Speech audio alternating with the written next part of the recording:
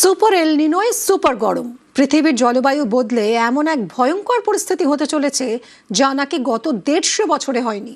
Super এল নিনোর আঁচে বর্ষা, শীত উধাও হতে পারে। সারা বছরই গরমে পূর্বে বাংলা, পূর্বে ভারত।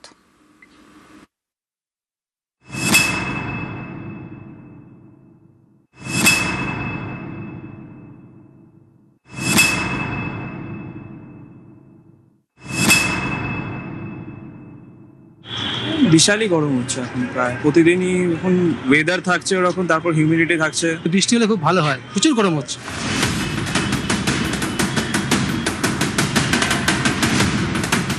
তাপমাত্রার পারদ তেমন না চড়লেও রাস্তায় বেরোলেই হাঁসফাঁস। মোবাইল চেক করে দেখা যাচ্ছে পারদ হয়তো 36 বা 38-এর ঘরে, কিন্তু ফিলস লাইক মানে গরম অনুভূত হচ্ছে 50 ডিগ্রি সেলসিয়াসের মতো। শ্রীনিকেতন সর্বোচ্চ তাপমাত্রা 42 ডিগ্রি সেলসিয়াস, কিন্তু অনুভূত তাপমাত্রা 49 ডিগ্রি। বাঁকুড়া সর্বোচ্চ তাপমাত্রা 39 ডিগ্রি সেলসিয়াস, অনুভূত তাপমাত্রা 49 ডিগ্রি সেলসিয়াস।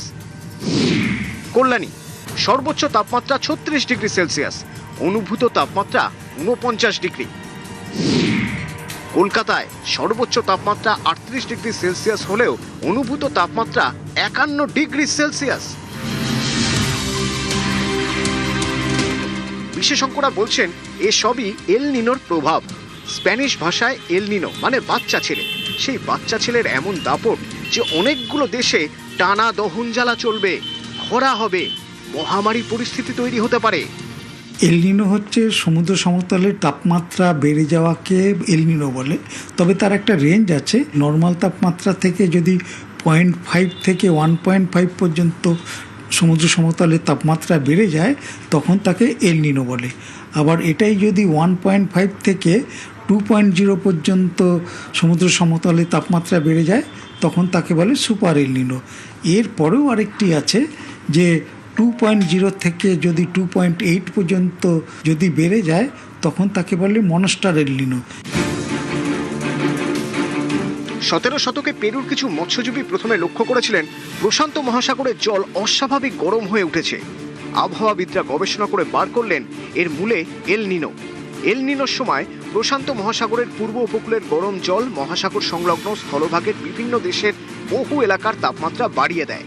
ওই সময়ে সমুদ্রের তলদেশ থেকে ঠান্ডা জলও উপরে উঠে আসতে পারে না, ফলে সেখানকার সমুদ্রের উপরিভাগের স্তর ঠান্ডা হওয়ার সুযোগই পায় না এবং এই তীব্র গরমের প্রভাব থাকে অনেক দিন পর্যন্ত। মনস্টারে পৌঁছবে কিনা না বোঝা বলা গেলেও অন্তত অনেক দিন, কেননা আমাদের এই এরিয়াতে পলিউশনটা ভীষণভাবে বাড়ছে।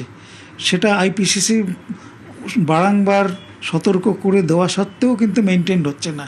সুতরাং এই প্রভাব যে অনেক সুদূর প্রসারী সেটা বলার অপেক্ষা রাখে না। 4 থেকে 7 বছর অন্তর এরকম পরিস্থিতি হয়। শেষবার এল নিনোর প্রভাব পড়েছিল 2015-16 সালে, কিন্তু এবারের এল নিনো অন্যগুলোর থেকে আলাদা। বিশেষজ্ঞরা বলছেন 150 বছর আগে এই রকম এক এল নিনোয় সারা বিশ্বে দুর্ভিক্ষ পরিস্থিতি হয়েছিল। ইতিহাসে সুপার এল নিনো 150 বছর আগে শেষ সুপার এল নিনো। 1876 থেকে 78 সালের সুপার এল নিনো। সবচেয়ে ক্ষতিগ্রস্ত ভারত, চীন, ব্রাজিল ও আফ্রিকা। ভারতে সুপার এল নিনোর প্রভাবে চরম খরা, দুর্ভিক্ষে ভারতে লক্ষ লক্ষ মানুষের মৃত্যু, পৃথিবীর বিভিন্ন দেশে দুর্ভিক্ষ, সব মিলিয়ে 5 কোটি মানুষের মৃত্যু। আবহাওয়াবিদরা বলছেন এবারে সুপার এল নিনোয় সবচেয়ে ক্ষতি হবে ভারত, বাংলাদেশ, পাকিস্তান, নাইজেরিয়া, ইন্দোনেশিয়া, ফিলিপিন্সের।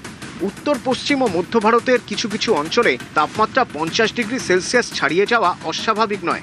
তাপপ্রবাহ চলবে, ভূগর্ভস্থ জলস্তর নেমে গিয়ে বাড়বে জলকষ্ট, খরার আশঙ্কা থাকছে, অনাবৃষ্টিতে ফসলের দফারফা এবং গরম চলবে টানা। শীত তো পড়বেই না, বৃষ্টিরও আকাল। সুপার এল নিনোয় বছর জুড়েই গ্রীষ্মকাল। নিউজ 18 বাংলা।